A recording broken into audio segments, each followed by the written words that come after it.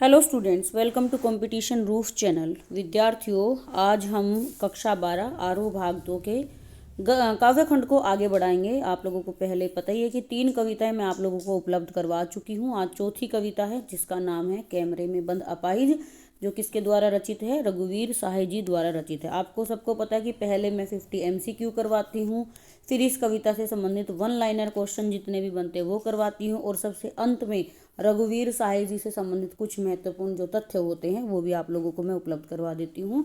तो आप इत्मीनान से बैठिए और वीडियो को ध्यानपूर्वक सुनिए। चलिए वीडियो को शुरू कर लेते हैं। कैमरे में बंद अपाहिज कविता के कवि का नाम क्या है? तो नाम है रघुवीर साहे। हम किसी पर बोलेंगे, हम किस पर बोलेंगे मतलब दूरदर्शन पर बोलेंगे। ठीक है, हम क्या है यहाँ पर? हम किसका प्रतीक दिखाया गया है? हम समर्थवान लोगों का। समय की जगह क्या है यहाँ पे? समर्थ। कि समर्थवान लोग, समर्थवान कौन है? मीडिया वालों को बताया गया है। हम किसे लाएंगे? हम एक ऐसे दुर्बल व्यक्ति को लाएंगे जिससे जनता का ध्यान जो है उस दुर्बल व्यक्ति की तरफ हो, और इन मीडिया वालों की TRF जो है वो बढ़कर ऊंची हो जाए।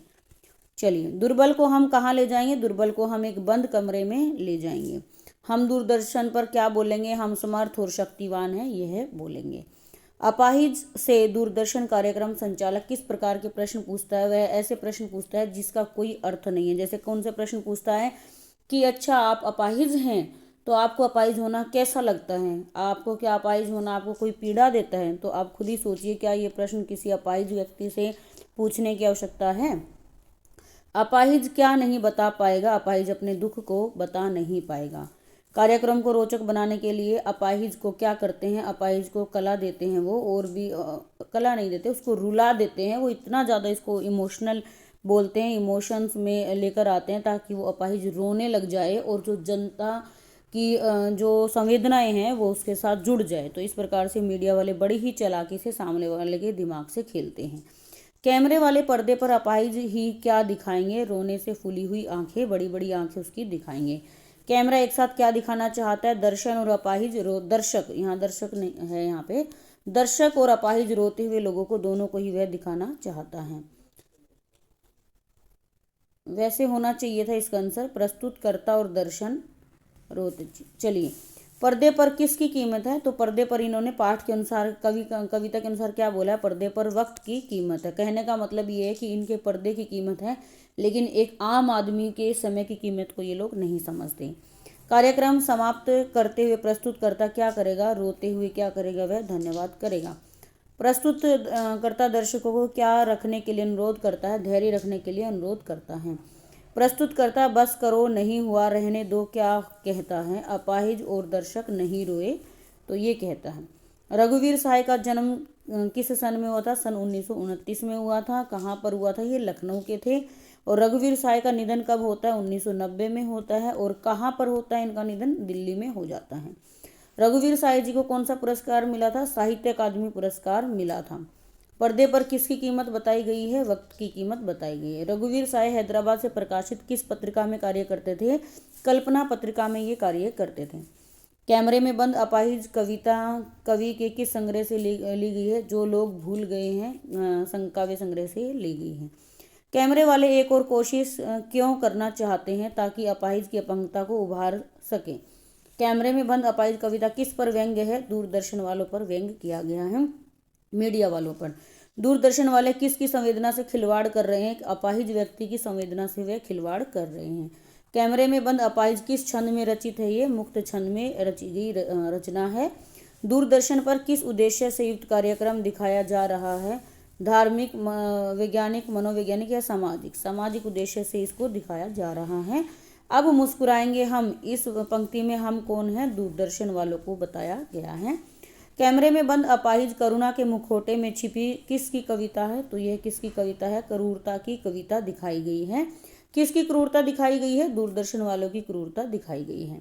कैमरे में बंद अपाहिज कविता में कैमरा एक साथ क्या दिखाना चाहता है? दर्शक और अपाहिज रोते हुए को दिखाना चाहता है।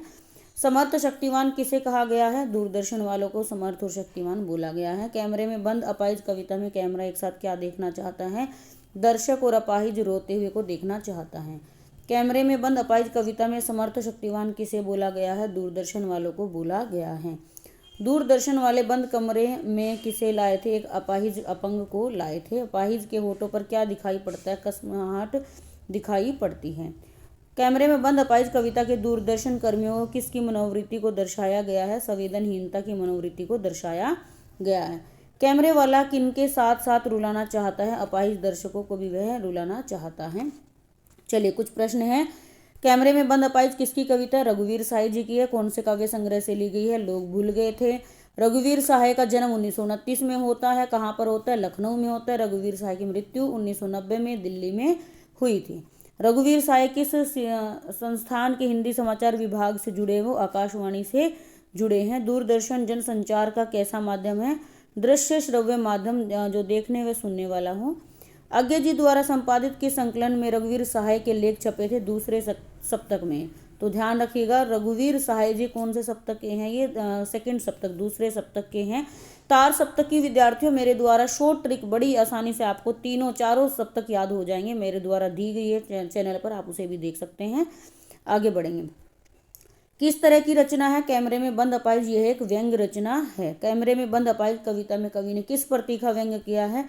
टेलीविजन के कार्यक्रमों की संवेदनहीनता पर। कैमरे में बंद अपाहिज कविता में कवि ने किसकी कार्यप्रणाली के कटघरे में खड़ा किया है? मीडिया की। कविता में किस शैली का प्रयोग किया गया है? नाटकीय, चित्रात्मक और प्रश्न शैली का प्रयोग किया गया है। मुक्त छंद में लिखी गई है, खड़ी भाषा में लिखी गई है। करुणा के मुखौटे में छुपी क्रूरता की कविता किस कविता को कहा गया है? कैमरे में बंद अपाहिज को कहा गया है।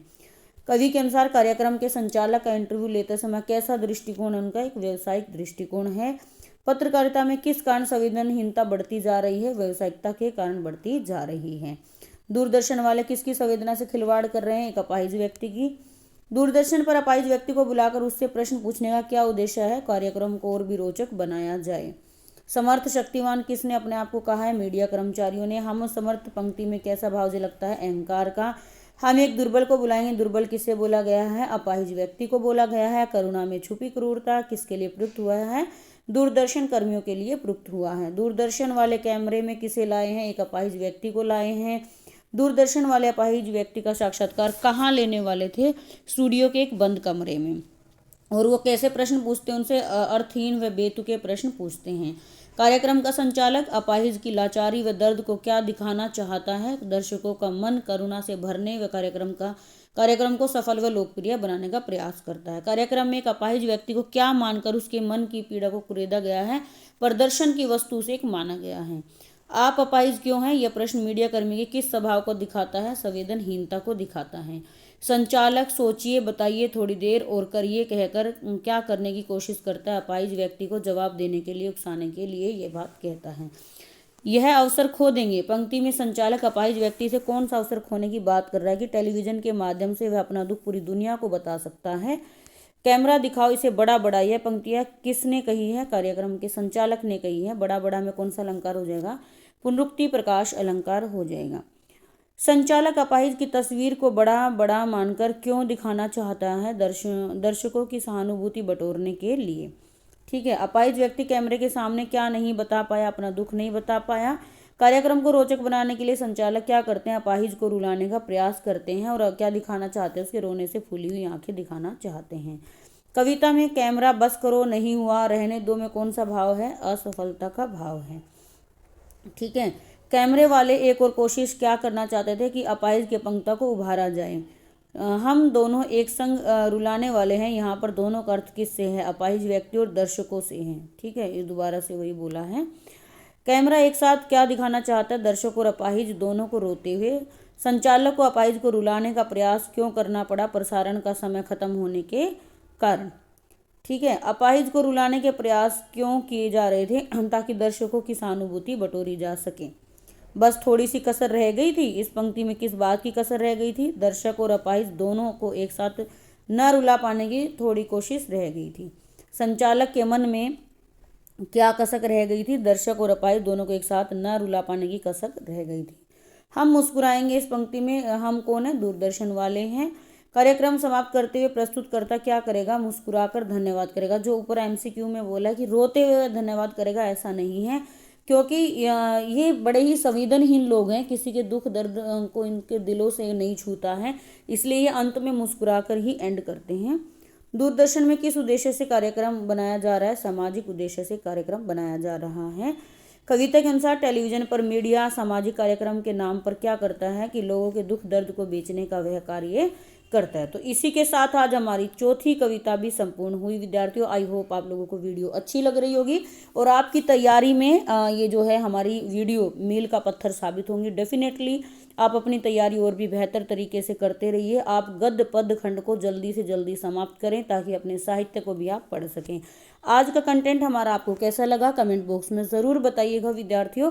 और रघुवीर सहाय को कौन सी रचना के लिए साहित्य अकादमी पुरस्कार मिला? यदि आप अंत तक वीडियो सुन रहे हैं तो इसको आप आंसर मुझे कमेंट बॉक्स में बताइएगा।